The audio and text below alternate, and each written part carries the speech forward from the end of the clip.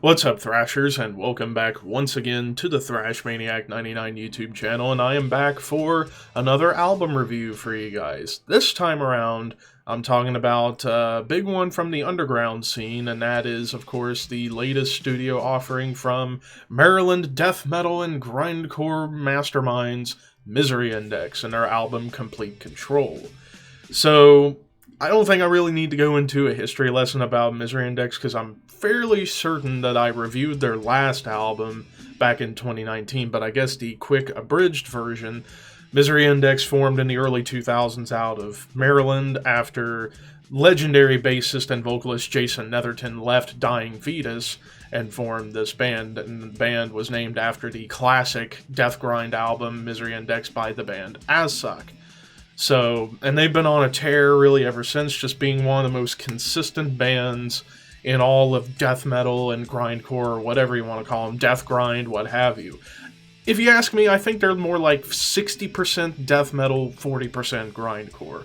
Maybe even 70-30. Like, the split kind of gets a little blurred for me, but doesn't take away from the fact that they are an amazing band within that sound. But how is this album Complete Control in comparison to some of their previous works? Well, we kick things off with Administered, a Dagger. Starts off with this like dark and evil clean guitar to begin not only the song but the album, to give it a more sinister evil vibe, kind of similar a little bit to Behemoth. Like, there are moments on this album that made me think, am I listening to a Behemoth part right now? Because there is, I'm gonna say it right here, there's a little tiny shred of black metal peppered in throughout this entire album, and I'll point those out when we get to them. But following that cool, well, actually going along with the clean guitars, you get that bass line. Of course, Jason Netherton's a hell of a bassist. He can write some great lines and play phenomenally well. You want proof, check out the early Dying Fetus stuff as well as the old Misery Index material, but I digress. The bass line that follows along to the clean guitars, quite dissonant. Then once the distortion comes in, it comes in at full force in an epic fashion as it's building the song up through almost like a doomy groove. And then the vocals come in with just pure agony and anguish and like a brutal rant. And then afterwards, speed picks up quite a bit as blast beats and riffs are fully unleashed. And the tensions between the blasts and the grooves are quite profound here. Some vicious tremolo riffing comes in too to kind of bring in a little bit of like a blackened technical feel to it, and also just to add more chaos. And the chorus brings in some anthemic feels to it, and we get a dissonant yet chaotic lead section towards the end that showcases more feeling towards the end to bring the song to a close as it gets back to those doomy grooves from the beginning of the track. The Eaters and the Eaten start off with fast tremolo, atonal riffs and blasts right away, and then and that all leads into the vocals coming in to enter the song. And the following riff starts off chunky, but it has more life brought to it with more speed and tremolo picking going on top. The choruses bring in plenty of thrashy energy, and there's a lot of thrash going on this album too. But some atmosphere can be heard after the first chorus to once again bring in a little bit of that peppered in black metal feel. A particularly crunchy riff comes in right afterwards that bring in a sense of groove, and that eerie, sinister atmosphere returns before we get a lead section that starts off chaotic, then gets technical, finishing off overall with the track with a nasty breakdown. Then we get to the title track, Complete Control, cool drum fill followed by a catchy punk riff that's then followed by a sweet lead that feels like classic metal, kind of like Judas Priest or Iron Maiden a little bit. The verses carry that catchy punk riff forward, and the choruses build up tension through dissonant guitars and epic ambience in the background. And the transitions between the choruses and the verses have a smooth groove attached. And after the second chorus, another sweet classic metal lead comes right in, post solo, a vicious breakdown comes in with a biting fury to it. Necessary Suffering, groovy and brutal riff starts us off here, and that brutality is carried over into the verses. And the pre-chorus, we get all kinds of insanity on here. Wild blast beats, technical riffing, thrashy energy.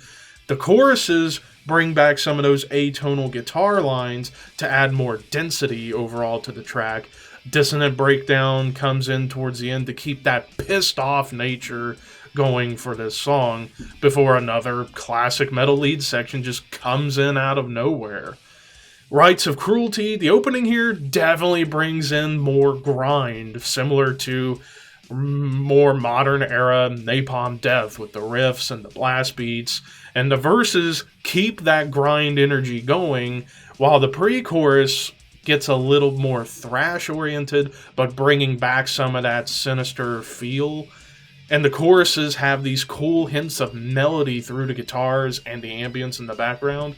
And after the second chorus, we get down and dirty with the thrashy energy coming in. Kind of similar, like this riff and this part reminds me a little bit of like the main riff of Children of the Next Level by Testament off of their last album, Titans of Creation. The lead section here has more emphasis on atmosphere than anything else, which was unique. This was definitely perhaps the most atmospheric lead of the album, whereas the other leads we get here are all about just chaos or bringing in classic metal influence. This was just more about feel and atmosphere more than anything.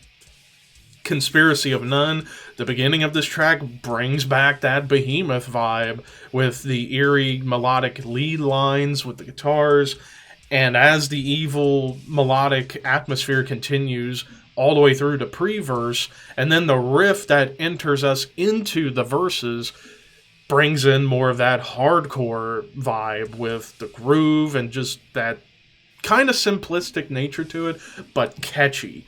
The pre-chorus brings back those evil melodies to build into the choruses, which the choruses themselves keep that hardcore nature going on with a breakdown and the riff work. The bridge keeps the hardcore groove going, but the guitars get atonal and dissonant. Then we get a wild technical tapping lead flying in out of nowhere to bring this song to a close. Then we get into Infiltrators, energetic beginning here as it just propels into full-on thrashy intensity. The choruses here are very anthemic, probably the most anthemic choruses of the entire album, while the thrash and groove is going back and forth. And this was just a little over 2 minutes of just pulse-pounding, furious insanity. And it transitions us into the penultimate song, one of the best song titles I've heard in a death metal or grindcore band, Reciprocal Repulsion. I almost fucked up. Reciprocal Repulsion. There we go. Try saying that 5 times fast. The ending of the previous track leads us here, but brings in a pulse-pounding bass line with a thick riff to follow along with the bass line throughout the pre-verse. And then the thrashiness comes back and it carries on into the verses. And my phone decides to make an evil laugh at me. But anyways, yeah, it carries on in through the verses with little spurts of blast beats of evil and balls.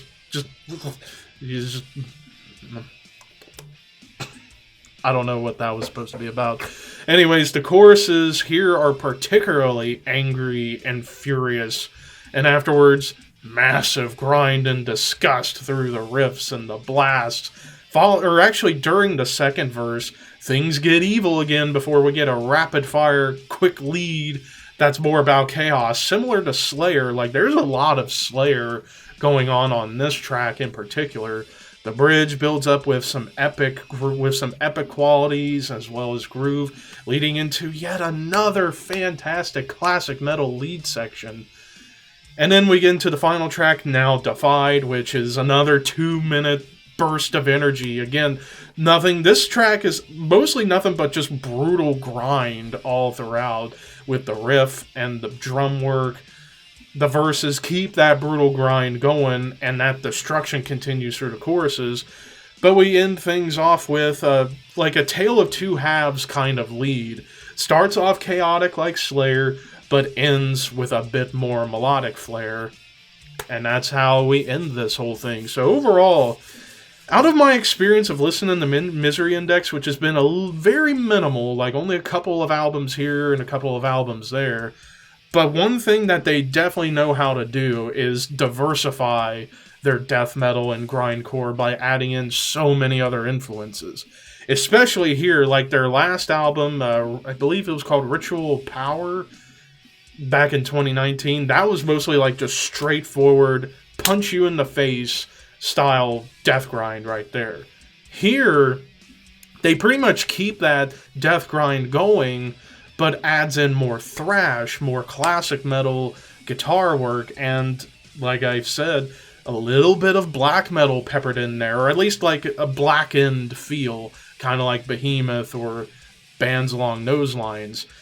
Got a lot of good like nods to classic thrash like Testament and Slayer on here, nods to classic grind with Napalm Death, even some really cool nods to classic death metal like Morbid Angel here and there, and of course Dying Fetus, because after all, Jason Netherton came out of Dying Fetus. And definitely one thing that I feel will separate this album from the rest of the Misery Index catalog that I've heard, this album plays more on dissonance and atmosphere more so than any other album. Like, you definitely get heavy, catchy riffs, but there's more atmosphere going on in the background, and even to help build up into certain riffs and sections of the songs. So overall, I would say in terms of diversity within a sound, this might be the most ambitious Misery Index album yet. Yet it's funny, it's only 34 minutes or so long. It's short, sweet, to the point, but they're able to cram in so much into a small package here, and makes that small portion of music absolutely worth it. And I think for those reasons, I'm going to go out on a limb here and say this is a hell of an album. This is a 9.5 out of 10. Just all about bringing in so many outside influences outside of their typical wheelhouse of death metal and grindcore, by bringing in the classic thrash, the classic death metal, classic metal in general, and a little bit of a blackened feel on top with certain movements within the songs. So yeah, if you are a fan of Misery Index, this is definitely going to be something that will shock you, because there's more going on here in a shorter period of time. Like, I believe this album is much shorter than their previous one, but they're able to cram in so much into one tiny little pocket. And that's the thing that drew me into really liking this album more than I thought I would. So, 9.5 out of 10. But what did you guys think of Misery Index's Complete Control? Let me know in the comments section below. And until next time, horns high. See you soon.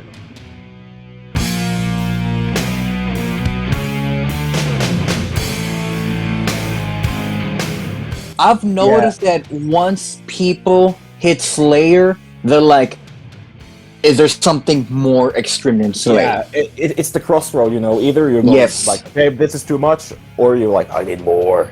Mm-hmm. Yeah, so I found Cannibal Corpse on YouTube when I was 12 or 13, and heard the Hammer Smash the Face bass solo. Of course. Of course, already then I was a bass player, so, but when I heard that, I was like, okay, that's what I'm gonna do. This is it. And then it just spiraled downwards from there. And it just keeps growing and growing and growing. Mm-hmm. Yeah, it never stops. It devours you. Yeah, because